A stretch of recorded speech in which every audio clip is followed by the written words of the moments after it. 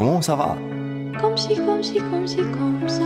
Mă numesc Ștefan Mardale, sunt basist și solist vocal la formația Crigri, iar în timpul liber îndrumător la școala de rock din București. Aș vrea să povestesc aici și să argumentez despre lipsa de promovare normală a muzicii românești cu text în limba română. Am avut mai multe discuții de-a lungul vremii cu foarte mulți oameni și de prea puține ori cred că am reușit să fiu convingător. Aș vrea să încep cu ultimul exemplu. Am aproape 3 ani de când sunt la școala de rock și am văzut nenumărate exemple de adolescenți care sunt deja la liceu și au ceva cultură muzicală. Marea majoritate habar n-au, de nume mari din muzica românească.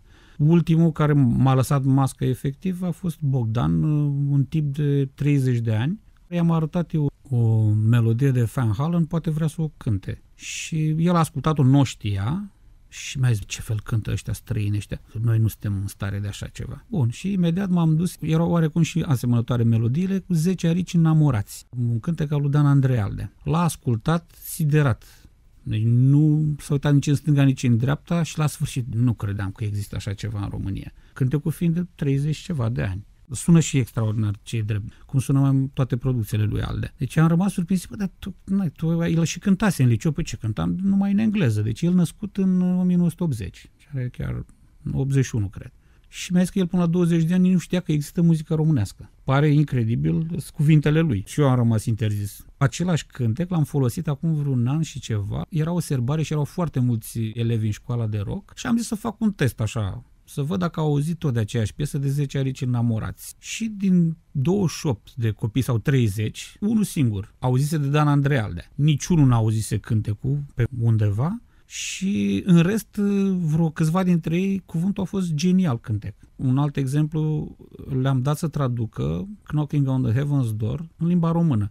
Ălora care sunt foarte buni la engleză și am testat că sunt bună. Vreau să zic că nici nu au ajuns până la refren și au dat seama că nu sună bine în română. Bun, să trec la Costeluș, care era coleg de șantier cu mine. Am muncit foarte mulți ani la o firmă de amenajări interioare. Costeluș era unul din șoferii firmei, era un băiat născut și crescut în Dristor, îi plăceau manelele la nebunie și mai și cânta. Am făcut noi o petrecere a firmei și eu, chemându-mi colegii din vremea respectivă de la trupa Crigri, l-am acompaniat la niște manele să ne cânte. Și să zic, a cântat extraordinar de bine. Și era foarte fericit după aia. Eu vreau doar de doamne bine care l-au apreciat pe bună dreptate. Chiar a cântat foarte frumos. Și noi după aia ne-am împrăștiat. Locul unde se cânta era un demisol. Și era o scară care venea la hala mai mare, că era cu un fel de depozit. Și după vreo jumătate de oră, o oră, îl văd pe Costeluș că urcă de acolo de la demisol, de unde să cânta. Și zice, bă, Costeluș, l-am văzut că era așa, ce nu-ți convine?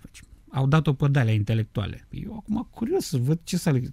Costeluș să pilise, pentru că succesul l-a amețit. Nici n-a trebuit prea multă băutură. Cobor. Eram curios ce melodie din aia intelectuală. Melodia era hai, hai, di, hai, pe sub formă legănai. Incredibil, era o melodie populară. Încă un exemplu, vis-a-vis de promovarea muzicii. Eram la Bran, într-o excursie și am întâlnit un tip și o tipă, amândoi barmani, în Statele Unite, Coasta de Vest. Și din vorbă în vorbă am zis, cum se promovează ei, dacă ascultă muzica engleză? Și mi-au zis, noi să ascultăm muzică engleză, noi ascultăm nici pe cei după Coasta de Est. Noi ascultăm în primul rând cei al nostru. Încă o poveste, în anul 2000 veneam de la Sinaia, unde fusesem cu niște prieteni de-ai mei la banchetul copilului lor. Și acolo, în tren, ne-am urcat de la Sinaia, eram foarte vesel, cântam la chitară. De la Ploiești s-a urcat un domn 50-60 de ani și fiind trenul liber, noi zis, domnule, dacă vă deranjăm, noi putem să mergem în altă parte. Nu, mă băiesc că nu mă deranjează. Am cântat noi acolo, nu l-am mai băgat în seamă, ne-a spus că e de la țară. Cred că din comuna Grivița, județul Galați sau Ivești, nu mai știu, că astea sunt apropiate. Noi nu l-am mai băgat în seamă, cântam acolo, în general ce cântam noi la chefuri erau din Andrieș, din Valisterian, că astea erau cele mai multe, din mai mulți folchiști, Alifantis, în sfârșit. Și la un moment dat, Doina, mama copilului, la care fusesem la banchet, îmi face mie semn și mă uit, omul ăla plângea. Deci, domnul, știu că era chiar lângă culoar, în compartiment.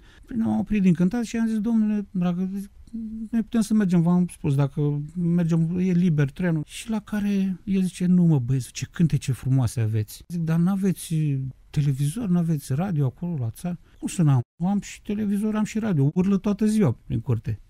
mai mult nici nu vine ce să mai comentez de treaba asta. Și mai am o droaie de exemple. Eu am și scris câteva materiale, le-am mai și trimis, am încercat să impresionez oamenii de presă din România, din nefericire n-am reușit, pentru că muzica asta românească, care are vers frumos și așa mai departe, este un mijloc de a face cultură și mai ales pentru omul de rând, pentru că aici noi stăm cel mai prost.